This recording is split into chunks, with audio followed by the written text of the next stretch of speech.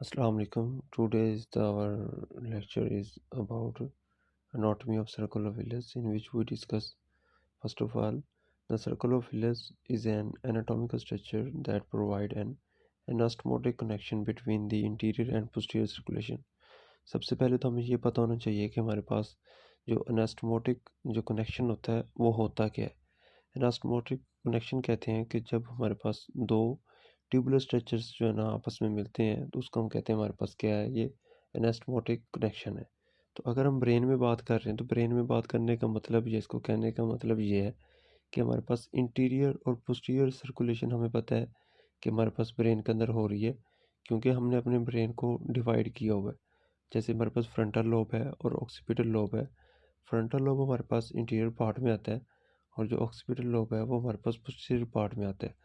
इस तरह से हमारे पास जो सर्कुलेशन हो रही होती है वो इंटीरियरली और पोस्टीरियरली हो रही होती है। तो इसमें आगे क्या बताता है, वो कहता है providing collateral flow to affected brain regions in the event of arterial incompetency. इसके अंदर बेसिक हमारे पास इंटीरियर और पोस्टीरियर सर्कुलेशन में कोलेट्रल फ्लो इस वजह से है कि जब भी किसी भी जगह पे हमारे पास आर्टेरियल इनकम्पिटेंसी होती है, मतलब ये है कि कोई भी एक साइड की अगर हमारे पास आर्टरी है उसके अंदर कहीं स्टीनोसिस हो गई है, कोई ओक्लूजन हो गई है, अगर वहाँ पे ब्लड फ्लो हमें जो है ना वो नहीं मिल रहा, जब ब्लड फ्लो हमारा नहीं कर रहा, तो उसकी वजह से क्या होता है कि जो साथ हमारे पास कोलेट्रल आर्टरीज पड़ी होती हैं वहाँ से ब्लड जो है ना वो मूव करता हुआ हमारे पास दूसरे पार्ट का जो हमारे पास ब्रेन होता है, ब्रेन का जो पार्ट होता है उसको ब्लड जो है ना हमारा सप्लाई होना शुरू हो जाता है। तो उसके बाद हमारे पास एनाटॉमिकल पोजीशन है कि हमारे पास जो सर्कल ऑफ विलस है वो कहाँ पे प्रेजेंट होता है। तो it is located at the base of brain around optic chiasma and hypothalamus. Optic chiasma हमारे पास क्या होता है कि ये एक हमारे पास एक्स शेप स्ट्रक्चर्ड है जो कि हमारे पास base of the brain of the skull पे हमारे पास जो है ना वो प्रेजेंट होता है। बिलो द हाइपोथैलेमस होता है और पिट्यूटरी ग्लैंड के हमारे पास जो है ना ये अबव साइड पे प्रेजेंट होता है। उसके बाद हमारे पास है कि formation of circle of villous कैसे होती है।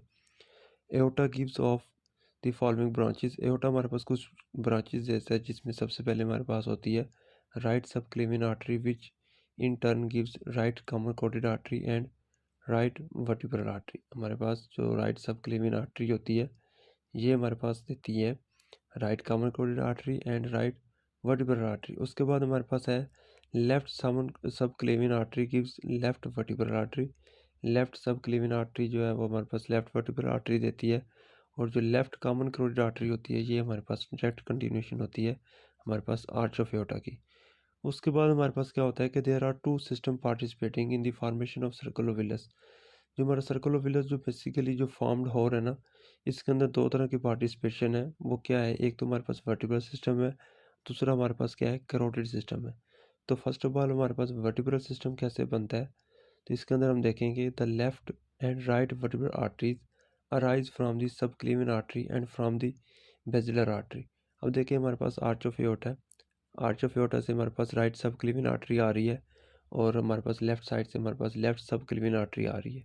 तो इन दोनों से हमारे पास राइट साइड की सबक्लेवियन से हमारे पास राइट वर्टिब्रल आर्टरी जो है ना वो निकल रही है और जो लेफ्ट हमारे पास सबक्लेवियन आर्टरी है वहाँ से हमारे पास लेफ्ट वर्टिब्रल आर्टरी निकल रही है। तो ये दोनों दोनों हमारे पास ऊपर ज्वाइन होती हैं, तो ये हमारे पास बनाती हैं बेसिलर आर्टरी। उसके बाद जो बेसिलर आर्टरी है वो हमारे पास कौन कौन सी ब्रांचेस देती है। The basilar artery gives the following branches. सब फर्स्ट ऑफ ऑल हमारे पास देती है वो पोस्टीरियर सेरेब्रल आर्टरी। वो क्या काम करती है, वो कहती है कि it supplies oxygenated blood to the posterior aspect of the brain. Posterior cerebral artery मतलब कि हमारे पास पोस्टीरियर पार्ट ऑफ द हमारा ब्रेन है, जिसमें मैंने शुरू में कहा था कि हमारे पास इंटीरियर में फ्रंटल लोब आता है और पोस्टीरियर में ऑक्सीपिटल लोब आता है। तो इन्होंने यहाँ पे पोस्टीरियर सेरेब्रल आर्टरी की बात की, तो इसका मतलब है कि posterior aspect of the brain जो हमारे पास है ऑक्सीपिटल लोब को ये जो है ना हमारे पास ऑक्सीजनेटेड ब्लड सप्लाई कर रही होती है। फिर उसके बाद एक और हमारे पास इसकी आर्टरी होती है जिसका नाम है सुपीरियर सेरेब्रल आर्टरी। ये क्या काम करती है, it supplies the superior half of the cerebellum and part of the mid brain. It is not a part of the circle of villous.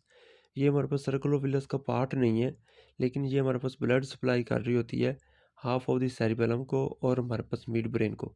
ये जहाँ पे हमारे पास बेसिलर आर्टरी निकल रही होती है बेसिकली बेसिलर आर्टरी के बिल्कुल जब हमारे पास पोस्टीरियर सेरेब्रल आर्टरी की कंटिन्यूशन होने से पहले एक और हमारे पास ब्रांच निकलती है बेसिलर आर्टरी की, उसका नाम जो है वो हमारे पास उसको हम कहते हैं सुपीरियर सेरेब्रल आर्टरी। ये देखें, एक हमारे पास डायग्राम है। अगर इस डायग्राम के अंदर आपको बेसिलर आर्टरी फॉर्म होते हुए नज़र आ रही है, उसके साथ हमारे पास कुछ पोटाइन आर्टरीज़ हैं।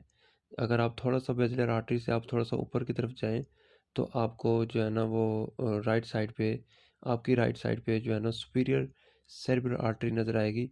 ऊपर आपको पोस्टीरियर सेरेब्रल आर्टरी नज़र आ रही है। तो देखें कि मैंने बताया कि जब बेसिलर आर्टरी ऊपर जाके हमारे पास पोस्टीरियर सेरेब्रल आर्टरी बना रही है, तो उससे पहले हमारे पास एक आर्टरी बन रही है बेसिलर आर्टरी की, जो जो कि कंटिन्यूशन है, उसका नाम है सुपीरियर सेरेब्रल आर्टरी। तो उसके बाद हमारे पास आता है कैरोटिड सिस्टम। ये हमारे पास कैसे बनता है? वो कहता है the internal carotid artery mainly supplies the interior aspect of the brain, that's why it is also known as the interior system. Carotid system को उसने कहा हमारे पास एक तो interior aspect of the brain को जो है ना वो हमारे पास ब्लड सप्लाई करता है। इसको हम जो है ना इंटीरियर सिस्टम भी कहते हैं। वो इस वजह से कहते हैं कि हमारे पास interior part of the brain को सप्लाई कर रहा है। फिर हमारे पास कौन कौन सी ये ब्रांचेस देता है? First of all interior cerebral artery. The interior cerebral artery form the anterolateral portion of the circle of the Willis. The anterior cerebral arteries supply a part of the frontal lobe. Specifically, it is its medial surface and the upper border. It also supplies the front four-fifth of the corpus callosum. जैसे interior cerebral artery है, हमने शुरू में discuss किया था कि जो posterior side पे आएंगी वो हमारे पास ऑक्सीपिटल लोब को सप्लाई करेंगी। ऑक्सीपिटल हमारे पास posterior side of the brain को जाएंगी। जहाँ पे हम इंटीरियर का जिक्र करेंगे तो डेफिनेटली वो हमारे पास interior part of the brain को जो है ना ब्लड सप्लाई करेंगी। अब interior part of the brain को अगर हम बात करते हैं तो इसमें हमारे पास फ्रंटल लोब आता है। तो फिर उसके बाद हमारे पास आती है मिडल सेरेब्रल आर्टरी। इसका वो क्या कहता है? वो कहता है कि it does not contribute to the circle. फिर वो क्या कहता है कि हमारे पास it also give off posterior communicating artery which contact the internal carotid artery to the posterior circulation via posterior cerebral artery. The left and right anterior cerebral artery are connected by interior communicating artery. ये ज़रा आप diagram देखें। Diagram के अंदर आपको नज़र आएगा कि हमारे पास सबसे पहले नीचे आर्च ऑफ एओर्टा है। आर्च ऑफ एओर्टा से हमारे पास ब्रेकियोसेफेलिक ट्रंक निकला। वहाँ से हमारे पास राइट सबक्लेवियन आर्टरी निकली, जहाँ से हमारे पास राइट कॉमन कैरोटिड आर्टरी की ब्रांच एक निकल रही है। और साथ में आप बात करें तो आपके पास यहीं से जो है ना लेफ़्ट सबक्लेवियन आर्टरी निकल रही है। और ऊपर हमारे पास जो है ना डायरेक्ट कंटिन्यूशन है हमारे पास जो लेफ़्ट वर्टिब्रल आर्टरी है उसकी आर्च ऑफ एओर्टा से। और ये आगे जाके हमारे पास बना रही है लेफ़्ट कॉमन कैरोटिड आर्टरी। फिर वहाँ से हमारे पास इंटरनल कैरोटिड आर्टरी जो कि हमारे पास ब्रेन को सप्लाई कर रही होती है। और हमारे पास साथ में एक्सटर्नल कैरोटिड आर्टरी है जो कि हमारे पास सप्लाई करती है हमारे पास हमारे फेस को। ऊपर इसने हमें बताया था कि आपको पता है कि जब आप सर्कल ऑफ विलस को पढ़ रहे हैं, आगे आप एक और डायग्राम है इसके अंदर देखें, आपको नज़र आएगा। सबसे पहले हमारे पास नीचे है पोस्टीरियर इन्फीरियर सेरेब्रल आर्टरीज। इससे ऊपर आप चलें तो आपको दो वर्टिब्रल आर्टरीज नज़र आ रही हैं, एक राइट वर्टिब्रल आर्टरी और एक साथ में लेफ़्ट वर्टिब्रल आर्टरी। ये दोनों मिलके हमारे पास बनाती हैं बेसिलर आर्टरी। और ये ऊपर जाके हमारे पास नीचे पोस्टीरियर सेरेब्रल आर्टरी बनाती हैं। एक हमारे पास बनती है राइट पोस्टीरियर सेरेब्रल आर्टरी और एक हमारे पास बनती है लेफ़्ट पोस्टीरियर सेरेब्रल आर्टरी। इससे पहले जो नीचे जो हमारे पास बन रही थी वो बन रही थी सुपीरियर सेरेब्रल आर्टरी। अब हम और ऊपर जाएं तो हमारे पास पोस्टीरियर सेरेब्रल आर्टरी और ऊपर हमारे पास बनती है मिडल सेरेब्रल आर्टरी। इन दोनों को दरमियान में जो बेसिकली जो कनेक्शन बना रही होती है वो हमारे पास होती है posterior communicating artery. Left side पे हमारे पास लेफ़्ट पोस्टीरियर कम्युनिकेटिंग आर्टरी और राइट साइड पे हमारे पास जो होती है वो हमारे पास होती है मिडल सेरेब्रल आर्टरी हमारे पास लेफ़्ट साइड पे। और इस तरह से राइट साइड पे हमारे पास होती है इंटरनल कैरोटिड आर्टरी। और इन दोनों के दरमियान का जो कनेक्शन होता है हमारे पास राइट पोस्टीरियर सेरेब्रल आर्टरी और इंटरनल कैरोटिड आर्टरी, इन दोनों को जो मिल के हमारे पास बनाती हैं वो हमारे पास होती है राइट पोस्टीरियर कम्युनिकेटिंग आर्टरी। इस तरह से हमारे पास ऊपर एक आर्टरी बनती है और राइट इंटीरियर सेरेब्रल आर्टरी और लेफ़्ट इंटीरियर सेरेब्रल आर्टरी, इन दोनों को दरमियान में जो कनेक्शन बना रही होती है वो हमारे पास होती है इंटीरियर कम्युनिकेटिंग आर्टरी। बेसिकली इस तरह से हमारे पास सर्कल ऑफ विलस जो है ना वो फॉर्म्ड हो रहा होता है। उसके बाद हमारे पास आते हैं सर्कल ऑफ विलियर्स की वजह से कौन कौन से क्लिनिकल एस्पेक्ट्स हैं जो कि इसकी वजह से चीज़ें कुछ अक्कर हमारे पास हो सकती हैं हमारे ब्रेन के अंदर। सबसे पहले हमारे पास स्ट्रोक होता है। स्ट्रोक में दो तरह का स्ट्रोक होता है। एक हमारे पास इस्केमिक स्ट्रोक होता है और एक होता है हमारे पास हेमरेजिक स्ट्रोक। अब इस्केमिक स्ट्रोक क्या होता है कि इसके अंदर हमारे पास क्या होता है कि जो ब्लड क्लॉट्स के जो है ना ब्लॉक्स बन जाते हैं, जो कि क्या काम करते हैं कि हमारा जो फ्लो ऑफ ब्लड होता है उसको जाके जो है ना वो स्टॉप कर देते हैं। वो जो क्लॉट्स हैं वो ब्लॉक कर देते हैं और क्या हो जाता है कि हमारे पास ब्लड की सप्लाई आगे नहीं जाती और जो टिश्यूज़ होते हैं उनको प्रॉपर जो ब्लड की सप्लाई नहीं जाती, तो हम उसको उन टिश्यूज़ को कहते हैं कि हमारे पास क्या हुआ है, यहाँ पे इस्केमिक स्ट्रोक हुआ है। और दूसरी टाइप हमारे पास होती है हेमरेजिक स्ट्रोक। इसमें क्या होता है कि हेमरेज का मतलब यही होता है कि जब आपके पास एक वेसल जो है ना रैप्चर हो जाती है। तो वो किस वजह से रैप्चर होती है, वो भी हमारे पास जो है ना कहीं ब्लॉकेज होगी। ब्लॉकेज होने की वजह से क्या होगा कि उसके अंदर प्रेशर इंक्रीज़ होगा। प्रेशर इंक्रीज़ होने की वजह से हमारे पास जो आर्टरी है वो जो है ना इनकम्पिटेंसी हो जाएगी उसके अंदर। वो इतनी ज़्यादा मतलब हमारे पास डायलेट कर जाएगी। डायलेशन का जो लास्ट स्टेज होती है उस टाइम पे हमारे पास क्या हो जाती है, वो रैप्चर हो जाती है। और इसकी वजह से क्या होता है कि हमारे ब्रेन के अंदर जो है ना वो ब्लीडिंग जो है ना वो होना शुरू हो जाती है और ब्लड की अकोमोलेशन हो जाती है। उसके बाद हमारे पास आता है एनोरिज्म। अब एनोरिज्म क्या होता है? An aneurysm is an abnormal bulge in the wall of a blood vessel such as an artery. It becomes a weak spot in the blood vessel wall which balloons out of shape over time by the force of the pumping blood. Aneurysm can occur in any blood vessel but are most often found in the arteries. अब ये एक image है। Image के अंदर अगर आप देखें तो आपको जो है ना आर्टरीज नज़र आ रही हैं और आर्टरीज के दरमियान में देखें कि एक आपको बलून सा जो है ना एक उभार सा नज़र आ रहा है। बेसिकली ये जो प्रोट्रूजन है ये इस पे इधर हुआ क्या है कि एक हमारे पास स्पोर्ट्स बने हैं, यहाँ पे वीक स्पोर्ट्स बने हैं जो कि हमारे पास क्या कर गए हैं, हमारे आर्टरी से एक साइड पे डायलेट कर गए हैं। तो इसको हम क्या कहते हैं, हमारे पास क्या है, ये एनोरिज्म है।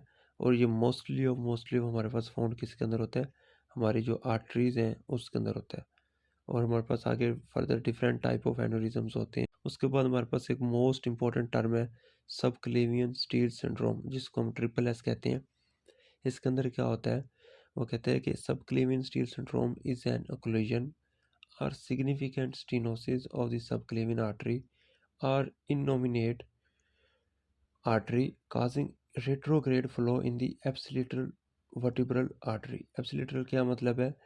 अब ये देखिए सामने इमेज में कि आपके पास क्या है कि फॉर एग्जांपल अगर मेरे पास राइट सबक्लेवियन स्टील सिंड्रोम हुआ है या लेफ्ट सबक्लेवियन स्टील सिंड्रोम हुआ है, जिस साइड का हमारे पास स्टील सिंड्रोम होगा जहाँ पे हमारे पास स्टीनोसिस होगी जिस साइड की सबक्लेवियन आर्टरी के अंदर, तो जाहिर सी बात है वहाँ से जो ब्लड है हमारे पास आम को सबक्लेवियन आर्टरी जो है ना ब्लड सप्लाई कर रही होती है, तो आम को तो ब्लड नहीं जाएगा। जब आम को ब्लड नहीं जाएगा तो वो जो हमारे पास है ब्लड की कमी होना शुरू हो जाएगी, हमारे टिश्यूज़ को ब्लड प्रॉपर नहीं जाएगा। तो अल्लाह ने एक मैकेनिज़्म इसके अंदर रखा, वो ये था कि हमारी जो हमारे पास जो एब्सोल्यूटर आर्म होती है उसकी जो सबक्लेवियन आर्टरी होती है, वो आपको पता है कि जाके ऊपर हमारे पास वर्टिब्रल आर्टरी देती हैं दोनों ना सबक्लेवियन आर्टरीज, ये ऊपर जाती हैं, ये बना रही होती हैं बेसिलर आर्टरी। तो बेसिलर आर्टरी से फ्लो क्या होना शुरू हो जाता है, रेट्रोग्रेड फ्लो आना शुरू हो जाता है। अगर आप यहाँ पे देखें तो आपको जो है ना जो ग्रीन कलर के जो एरोस नज़र आ रहे हैं, ये जो है ना आपको राइट साइड पे भी नज़र आ रहे हैं और आपको लेफ़्ट साइड पे भी नज़र आ रहे हैं। इसका मतलब ये है कि एक साइड पे अगर आपकी स्टेनोसिस है तो दूसरी साइड पे क्या है, आपका ब्लड जो है ना आपके दूसरे पार्ट ऑफ द आर्म को जो है ना वो सप्लाई हो रहा है। उसने नीचे लिखा हुआ है, वो कहता है the resulting collateral pathways green arrows steals blood supply from the contralateral vertebral artery and basilar artery to provide an arterial supply to the arm। तो इस तरह से क्या होता है कि हमारे जो टिश्यूज़ होते हैं उनको ब्लड की सप्लाई जो है ना वो जाना शुरू हो जाती है। उसके बाद हमारे पास कुछ इसके सिम्टम्स है। सिम्टम्स में क्या है कि अगर हमारे पास ट्रिपल एस हो गया है, सबक्लेवियन स्टील सिंड्रोम हो गया है, तो सबसे पहले हमें डिजीनेस हो सकती है, ब्लरिंग ऑफ विजन हो सकती है, हमारे पास सिनकोप हो सकता है। इसके अंदर क्या होता है कि हमारे पास जो जो कॉन्शियसनेस पेशेंट्स जो है ना अनकॉन्शियस हो जाता है। उसके बाद हमारे पास वर्टिगो है। फिर हमारे पास डिसइक्विलिब्रियम है। डिसइक्विलिब्रियम क्या होता है कि पेशेंट्स जो है ना वो स्टेबल नहीं रहता, उसके बाद एटैक्सिया हो जाता है, और लास्ट में हमारे पास क्या है कि हेयरिंग लॉस जो है ना, पेशेंट जो है ना उसको जो सुनाई देना जो है ना वो कम हो जाता है। तो आज का जो है ना हमारा ये टॉपिक था। तो इंशाल्लाह जो है ना हम नेक्स्ट टॉपिक हमारा जो है ना वो होगा अपर लिम्ब की ब्लड सप्लाई के ऊपर। अगर आपको हमारी वीडियो पसंद आई तो हमारे चैनल को सब्सक्राइब करना और लाइक करना मत भूलिएगा। Thank you so much.